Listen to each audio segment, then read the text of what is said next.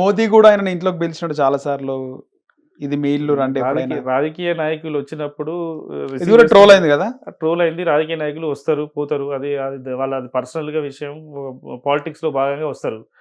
దాన్ని ఈయన మీద ప్రేమతోనూ కాదు, ప్రేమతో అయితే బీజేపీ ప్రభుత్వంలో ఆయనకు రాజ్యసభ మెంబర్ ఇస్తారు, ఎందుకు ఇవ్వలేదు? అంత అంత వర్త్ క్యాండిడేట్ అయితే ఎందుకు ఇవ్వలేదు? ఇప్పుడు ఈరోజు చూడండి, ఒక టైంలో పవన్ కళ్యాణ్ రకరకాలుగా ట్రోల్ చేసారు. ఈరోజు ఆంధ్రప్రదేశ్కే హీరో అయి ఉన్నాడు ఇప్పుడు ఆయన. అంటే హీరోయిజం అని అట్టుండాలి, అంతేగాని రియల్ హీరో అయిండు, హీరో నుండి రియల్ హీరో అయిండు. షీస్ ద షిప్ అన్నాడుగా. సో ఈయన ఇప్పుడు అల్లు అర్జున్ కూడా సెల్ఫ్ డబ్బా కొట్టిన ప్రయత్నం చేస్తే జీరో అయిండు. అంటే మొన్నటికి మొన్న మనం చూసినాం కదా, ఒక దానికంటే ముందు బాలకృష్ణ గారితో ఒక డిబేట్ అవి జరిగినాయి. దాంట్లో సెల్ఫ్ డబ్బా కొట్టుకున్నాడు. సెల్ఫ్ గట్టుకు అంటే అల్లు అర్జున్ మోహన్ బాబుని చూసి సెల్ఫ్ డబ్బా అన్నట్టే కదా. ఇప్పుడు ఆయన సెకండ్ మోహన్ బాబు అంటారు, సెకండ్ మోహన్ బాబు అల్లు అర్జున్ అవుతుండు. సో అట్లా సెల్ఫ్ డబ్బా కొట్టుకోవడం వల్ల మోహన్ బాబులు అంటే మోహన్ బాబు అయితే కావచ్చు కానీ హీరో అయితే కాలేవు, జీరో అయిపోతారని భావిస్తున్నాం. ఓకే, కానీ ఒక జర్నలిస్ట్ ని కొట్టిన తర్వాత హాస్పిటల్ అడ్మిట్ అయినాడు. ఇది కేసు తప్పించుకోనిక? ఇది ఒక పెద్ద డ్రామా అండి. అతన్ని జర్నలిస్టులు కొట్టిన తర్వాత ఈయన ఎందుకు పడతాడండి? బీపీ రేజ్ అయింది కావచ్చు, బీపీ రేజ్ అయ్యి దానికోసం పడ్డాడు కాబట్టి ఈయన ఎందుకు పోతాడు? ఇప్పుడు ఆయన మీద అటాక్ చేసిండు. నేను అంటున్నా, జర్నలిస్టులకు ఒక జర్నలిజం యాక్ట్ రావాలి, జర్నలిస్టు ప్రొటెక్షన్ యాక్ట్ రావాలి. అడ్వకేట్లకు, పోలీస్ వాళ్ళకు, గవర్నమెంట్ ఎంప్లాయీస్కి ఏ విధంగా అయితే ప్రొటెక్షన్ యాక్ట్ ఉంటుందో జర్నలిస్ట్ కూడా ఒక ప్రొటెక్షన్ యాక్ట్ ఉండాలి. ఎందుకంటే మీడియా వాళ్ళు ప్రతి క్షణం అంటే న్యూస్ను ప్రజలకు అందజేయాలని ఒక ఆలోచనతో, ఉత్సాహంతో ఉంటారు. ఎందుకంటే ప్రతి విషయం అంటే అంటే వెంటనే క్షణాలలో చేరవేయాలనే ఆలోచనతో వాళ్ళు ఎక్కడ రద్దీ ప్లేస్లైనా కానీ, ఎక్కడైనా ఐఎస్ఐ వాళ్ళు దాడులు చేసిన ప్లేస్లలో కూడా వెళ్ళిన దాఖలాలు ఉన్నాయి. గొడవలైన, రౌడీ షీట్లు, ఏంది కమ్యూనల్ గొడవలైనా కానీ ఆ ప్లేస్లోకి వెళ్ళి వాస్తవాలు జనాలకు చూపించాలనే ఉద్దేశంతో జర్నలిస్టులు పోతారు. సో వాళ్ళ మీద దాడి చేయడం అన్నంత దారుణం ఇంకా ఏది ఉండదు. సో దాన్ని మేము ఒక అడ్వకేట్గా నేను ఖండిస్తున్నా. సో ఇదంతా మోహన్ బాబు చేసిన తప్పు అని చెప్పి అడ్వకేట్లు అంతా ఎవరు కూడా హర్షించలేదు. ఈవెన్ ఈరోజు నేను చూసిన కాంటినెంటల్ హాస్పిటల్ ఆయన అడ్మిట్ అయి ఉన్నాడు. చాలా మంది సెలబ్రిటీస్ పోయి పరామర్శిస్తున్నారు మోహన్ బాబుని. అదేనండి, ఏజ్ పెరిగింది కదా, దగ్గరికి వచ్చిండు. దగ్గరికి వచ్చినప్పుడు ఆయన బీపీ, షుగర్ లెవెల్ తగ్గినాయో పెరిగినాయో ఏదో ఉంటుంది. దానికోసం అంటే తప్పు చేసిన భావించిండా ఏందనేది ఆయన రియలైజ్ అంటే ఏదో తెలియదు. సో దానివల్ల ఆయన ఒక మెడికేషన్ కోసం విన్నట్టు అనిపించింది, కానీ ఆయనకు ఏదో అయింది, ఆపద అయింది, వీళ్ళ వల్ల ఏదో అయిందని కాదు.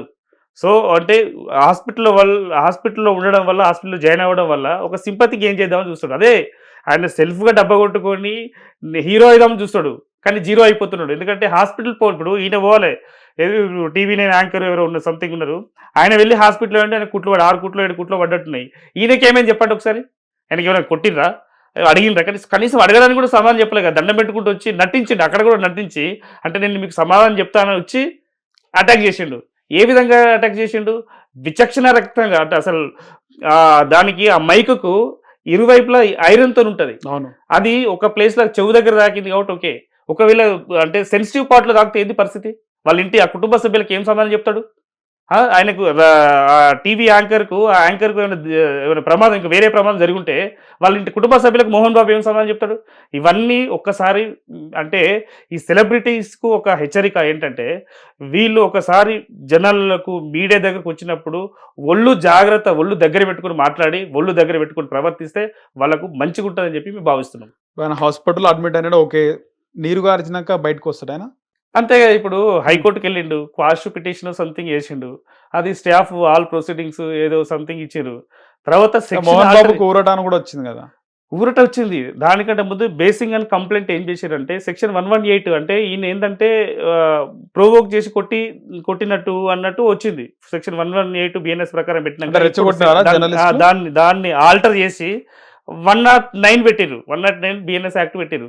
అదేంటంటే అటెంప్ట్ టు మర్డర్ కేసు పెట్టిందంటే ఆయన గిల్టీగా, ఆయన తప్పు చేసినట్టే. ఇప్పుడు అటెంప్ట్ టు మర్డర్ కేసు ఎవరు పెడతారు? అక్కడ ఫిజికల్గా అటాక్ చేసి ఒక రాడ్తోని కానీ, లేకుంటే ఒక ఐరన్ వస్తువుతో కానీ, ఒక చాక్ లాంటి దాంతో కొడితే 307 పెడతారు. 307 ఏమి పెడతారు? రౌడీ షీటర్ల మీద పెడతారు, దొంగల మీద పెడతారు. ఎందుకంటే అక్కడ స్టాబింగ్ చేస్తారు కదా. సో దానివల్ల పెట్టాల్సి వస్తుంది. ఈయన మీద ఎందుకు పెట్టిరు? ఆ సెక్షన్ పెట్టిరంటే ఆయన ఒకసారి ఆలోచించుకోవాలి. నా మీద 307 పెట్టే ఆలోచన వచ్చింది పోలీసు వాళ్ళకంటే నేను ఎంత తప్పు చేశాను అని చెప్పి భావించాలి. జర్నలిస్టులకు అంటే తెలంగాణ రాష్ట్రంలో కాదు, అంటే యావత్ భారత్లో ఉన్న జర్నలిస్టులు అందరికీ బహిరంగ క్షమాపణ చెప్పాలి. క్షమాపణ చెప్తే కానీ అయినది ఆ పాపం కడుక్కోలేరు. ఎందుకంటే ఎవ్రీడే నిత్యం ప్రతిరోజు జనాల నుండే మనుషులను వీళ్ళు దాడి చేయడం అనేది అమానుషం. మా ఇంట్లోకి వచ్చినారు, మా ఇంట్లోకి వచ్చి మైకులు పెట్టినారు, మా కాంపౌండ్ వాళ్ళ లోపలికి ఎందుకు రావాలి, గేట్ లోపల ఎందుకు రావాలని కూడా మాట్లాడుతున్నారు. మీరు ముందుగా సెలబ్రిటీ అయినప్పుడు మంచు మనోజ్ గారు కూడా సెలబ్రిటీ, ఆయన సినిమాలు తీసిండు. ఈ మధ్యలో కల్లా యంగ్ అండ్ డైనమిక్ ఒక హీరో అయితే ఆయనకి ఏదో ప్రాబ్లం ఉన్నది. ఆ ప్రాబ్లం ఎక్కడో చెప్పుకోవాలని ఒక ఆలోచనతో ఉన్నప్పుడు మీరు 4 గోడల మధ్యలో మీ ఇంటి లోపల సమస్య పరిష్కరించుకోవాలి. బయటికి ఆయన వచ్చిండు, దాని తర్వాత మీరే వచ్చి దండం పెట్టారు. మీరు రాకుంటే వీళ్ళు రాకపోతుంటారు కదా.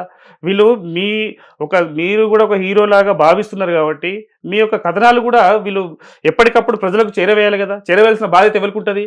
మీ ఇంటి సభ్యులకు ఉంటుందా? ఇంకా వేరే వాళ్ళకు ఉంటుందా? మీడియా వాళ్ళే కదా.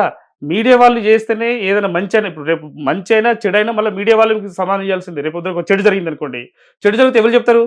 పోలీసు వాళ్ళకైనా కానీ ఇంకెవరికైనా చెప్పాల్సింది ఎవరు? మీడియా వాళ్ళకి చూపించాల్సిందే మీడియా, ప్రజలకు చూపించాల్సిందే మీడియా. అట్లాంటి వాళ్ళని పట్టుకొని మీరు ఏ విధంగా దాడి చేస్తారు? దాడి చేయడం చాలా తప్పు. ఈరోజు ఒక మినిస్టర్ గారు కూడా స్పందించి ఇట్లా చేయడం తప్పు, చట్టరీత్యా తప్పు. ఏదైతే సెక్షన్స్ వర్తిస్తాయో ఖచ్చితంగా మేము శిక్షిస్తాం, శిక్షకు అర్హులైతారని చెప్పి ఒక స్టేట్మెంట్ కూడా ఇవ్వడం జరిగింది. చూసిన మార్నింగ్ ఇచ్చిండ్రు, ఈరోజు మార్నింగ్. అవును. ఒకవేళ ఆంధ్రప్రదేశ్లో జగన్మోహన్ రెడ్డి కనుక అధికారంలో ఉంటే మోహన్ బాబుని కాపాడే ప్రయత్నం చేస్తుండేనా స్వామి, ఏమంటారు? ఇక అది అంటే చట్టం ముందు, ఇంతకుముందు చెప్పినాం కదా, చట్టం ముందు అందరూ సమానులే. సెక్షన్ ఒకరికి ఒక సెక్షన్, ఇంకొకరికి ఇంకో సెక్షన్. పెద్దవాళ్ళకు పెద్ద సెక్షన్, చిన్న వాళ్ళకు చిన్న సెక్షన్ ఉండదు. సో చిన్న వాళ్ళకు పెద్ద సెక్షన్, పెద్దవాళ్ళకు చిన్న సెక్షన్ ఇట్లా కూడా ఉండదు. సో దాన్ని ఏంటంటే యాజ్ పర్ BNS 109 ప్రకారం there is no doubt, without notice ఆయన అరెస్ట్ చేసే అవకాశం ఉన్నది. అరెస్ట్ చేస్తారు కావచ్చు అని మేము భావిస్తున్నాం. ఇప్పుడైతే హాస్పిటల్ ఉన్నాడు ప్రజెంట్, కానీ బైండ్ ఓవర్ అనే వార్త కూడా వినిపిస్తుంది. బైండ్ ఓవర్ అనేది MRO ముందు ఇల్లీగల్ యాక్టివిటీస్ కానీ ఒక మందని కంట్రోల్ చేయడానికి చేస్తారు పండుగలప్పుడు.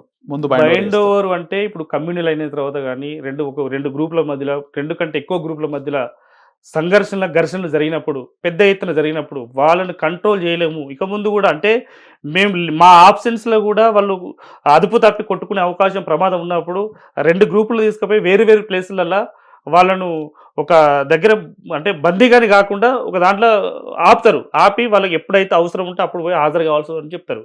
హాజరయ్యే క్రమంలో వాళ్ళను బందీ ఏమంటుందని బైండ్ ఓవర్ చేస్తారు.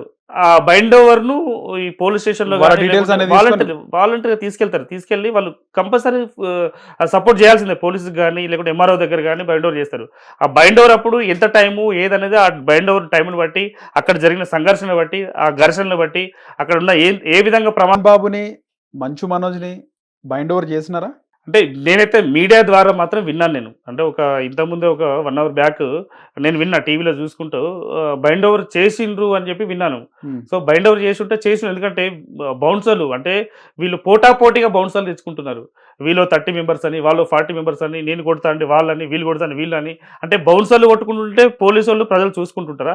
ప్రైవేట్ సైన్యం ఇది ఇంకా కొట్టుకుంటారు. అంటే బౌన్సర్లు ఇట్ సెల్ఫ్ అంటే దీనికి మీనింగ్ ఏంటంటే, మీరు ప్రైవేట్ సైన్యం అన్నారు. బౌన్సర్లు చేసే డ్యూటీ ఏంటంటే, బౌన్సర్లు ఒక సెలబ్రిటీకి కానీ, ఒక రాజకీయ నాయకులు కానీ, ఒక ప్రముఖులకు కానీ ప్రొటెక్షన్ ఇవ్వాలి. అంటే సెల్ఫ్ ప్రొటెక్షన్. వేరే వాళ్ళు ఏమైనా దాడి చేస్తారు, ఒక వాటర్ బాటిల్ వేస్తారు, లేకుంటే అటాక్ చేస్తారు అనే ఉద్దేశంలో వాళ్ళకి ప్రొటెక్ట్ చేయాలి. అంటే వీళ్ళు దాడిని తప్పించుకుంటూ ఆ సెలబ్రిటీకి ప్రొటెక్షన్ ఇవ్వాలి.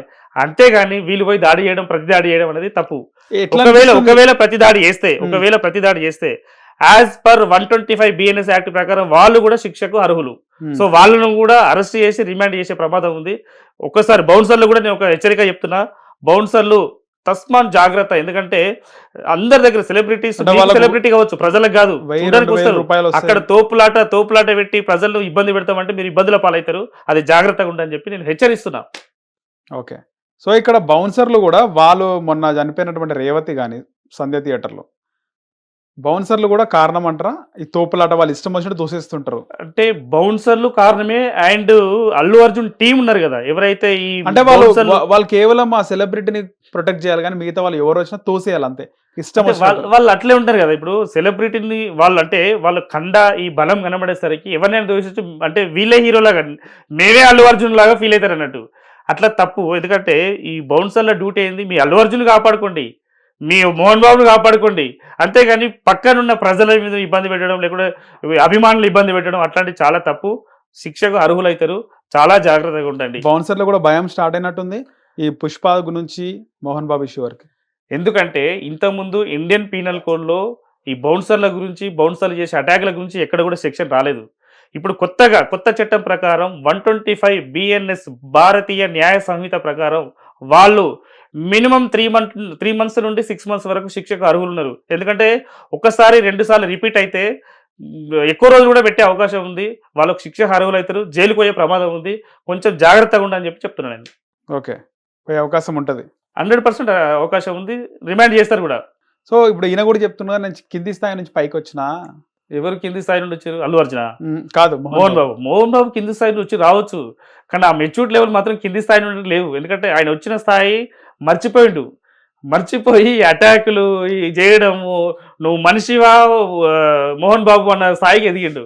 అంతేగాని ప్రజల మనసులు గెలుచుకోవాలి. నువ్వు యాక్టింగ్ చేసినంత కాదు, ప్రజల మనసులు గెలుచుకొని ప్రజలతో మంచిగుండు, సేవా కార్యక్రమం చేసుకో. నువ్వు ఎన్ని సేవలు చేస్తున్నావు చెప్పు, ఒకసారి బయటకు చెప్పు. ఏదో అంటారు ఇంకా చాలా కథలు ఆయన మీద. ఎందుకు ఆయన పర్సనల్ విషయాలు మనం ఎందుకు ఇక్కడ? అంటే కథలు అంటే ఏమున్నాయి ఇంకా?